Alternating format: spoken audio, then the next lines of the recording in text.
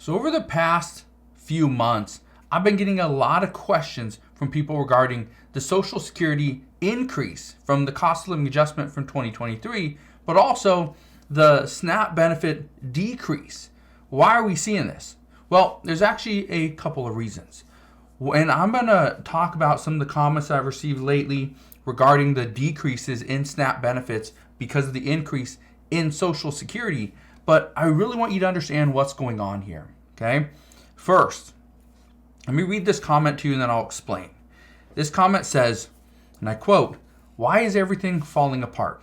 I paid into the system for more than 50 years. I started working when I was only 16 years old, and I worked until I was 70 before I decided to take Social Security. I'm currently 75, turning 76 in June, and I don't understand why we get an increase, but then they take away our food stamps. I got a $110 increase to Social Security benefits, but food stamps dropped from $210 down to $190. Then it went down to $140, and now I'm only getting $70 a month. This makes no sense." Now, let's address this. And I've got a lot of comments very similar to this. Here's what you need to keep in mind. SNAP benefits are changing for multiple reasons. First, we're running out of money. Okay, the federal government is running out of money. Because of them running out of money, they cannot send as much benefits to the American people. And keep in mind that as workers, we pay into the system. We pay into Social Security and Medicare. Those are the two systems we pay into. But the money that goes into nutrition assistance, this is coming 100% from the federal budget. The federal government is paying 100% of nutrition assistance. So as the federal government has to reduce their spending, guess what? That puts SNAP benefits on the chopping block. This is why it's a very difficult program. Now, let me just explain where we are currently at. Republicans are in the middle of deciding which spending programs to make cuts to. We could seriously, and I hope this doesn't happen, but it could. We could seriously see the income eligibility for SNAP benefits. We could see this change in order to spend less money per year. Now, if we see the income eligibility change, I don't think it's going to happen this year. It would most likely happen when you have to reapply. Okay, so just understand the cost of living adjustment will likely stay the same, but that could change as well. The way, because this has been made and been talked about in recent interviews, but making a change to the way the cost of living adjustment is figured, this could be in the cards for future years. Again, it would happen, next year, wouldn't happen this year, but this also goes to for Social Security and the cost of living adjustment there. However, a change to the cost of living adjustment for Social Security would likely mean an increase to benefits. It's the exact opposite for SNAP benefits. And this is turning into a real problem. People all across the United States are struggling because food costs keep going up. If we have SNAP benefits and we can use them, great. Here's the issue. Food costs are going up more and more.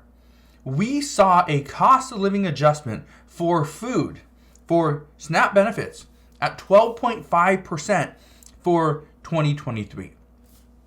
When I first saw that, I thought, this is crazy. That is good. That is really, really good. Because at that point, we saw that the inflation rate for the United States was like 7.5%. So it was good, being it was 12.5%. Here's the problem. Food now is actually going up. It's going up because guess what? Just ingredients in general are more expensive. Shipping costs are going up because guess what? Gas is more expensive. This is a problem. Wages still going up, which means food is going to be a little bit more expensive. And this is a necessity. Here's the problem. If the United States dips into a recession, and again, I'm not going to have the discussion whether we are in one or not, but let's say that if the United States dips into a recession, guess what people cannot stop spending money on? Essentials. Food. Food is the big one. What do we do? What do we do in that case? Well, let me read you some comments, okay? I want to read you some of these comments from people that they're struggling. It's a difficult time. Let me read you some of these really quick.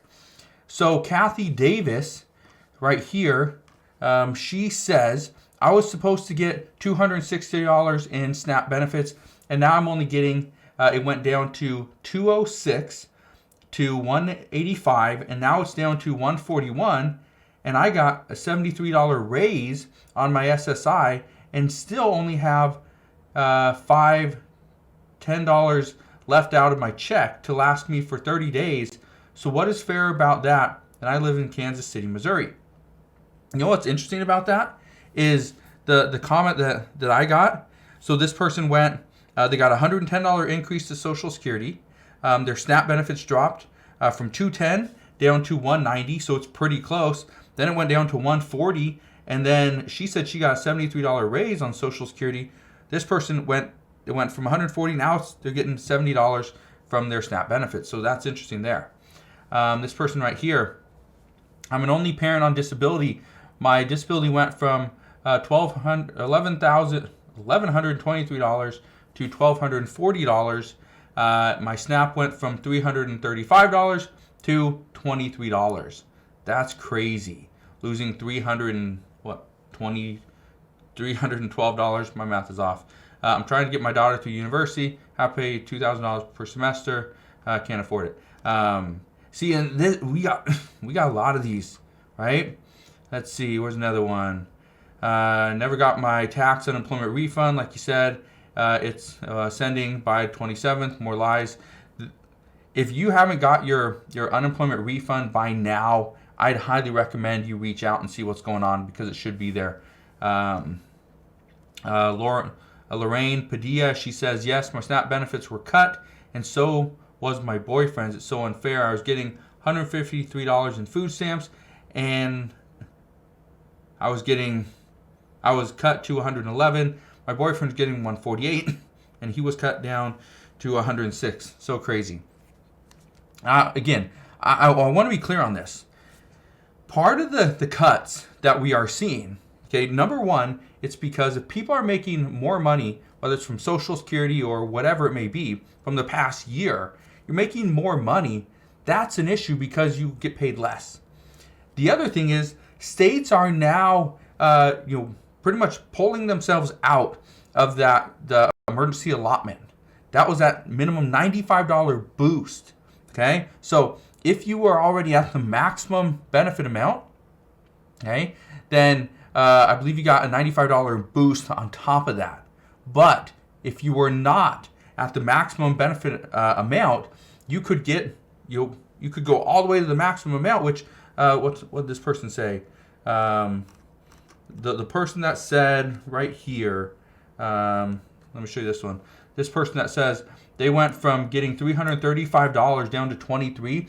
My guess is that the $335 was because that was their maximum allotment. Okay, so because of that ending, and I don't know where Debbie Bianco lives, but my guess is that she, and again, thank you for posting a comment, but my guess is that she lives in a state that is ending their emergency allotment. And if that's the case, that's kind of a problem, because again, this is happening to many people. Here's another one. Sal Mack says, yes, I got a letter saying I was getting $59, then it was reduced to $23 because of my Social Security going up. Yes, I lost $40 after a raise of $80. Marcos Masso says, definitely reduced. This is happening all over the place. This isn't something that is just happening to certain states. This is going to happen everywhere.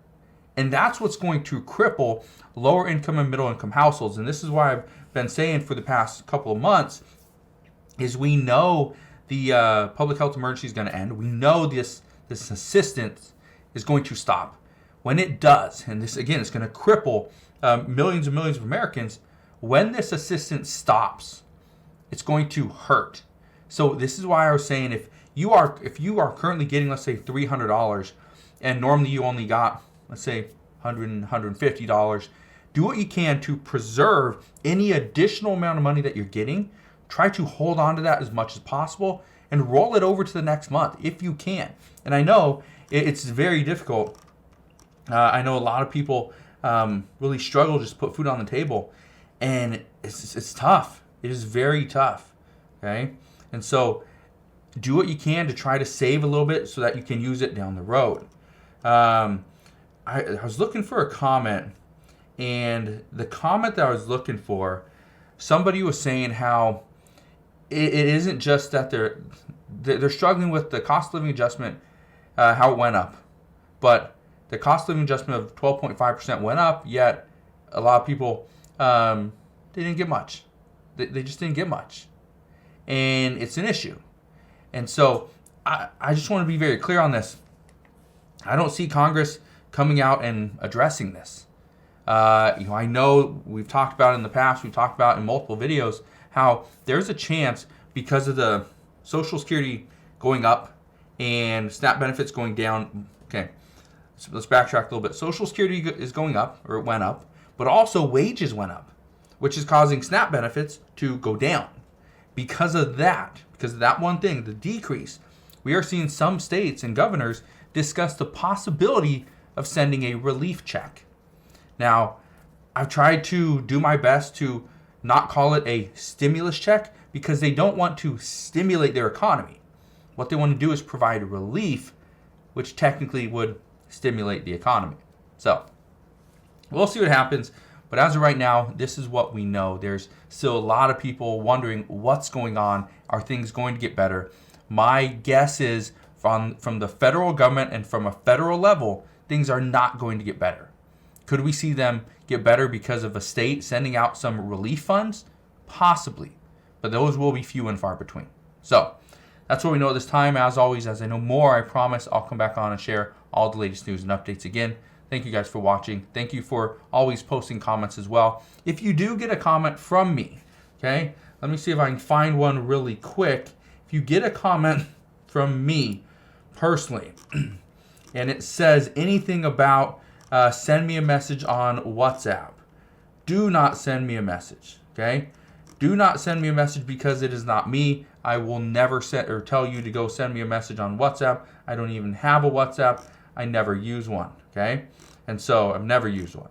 So if that's the case, again, it's a scam. Don't fall for it. Don't make this mistake. Just keep yourself safe.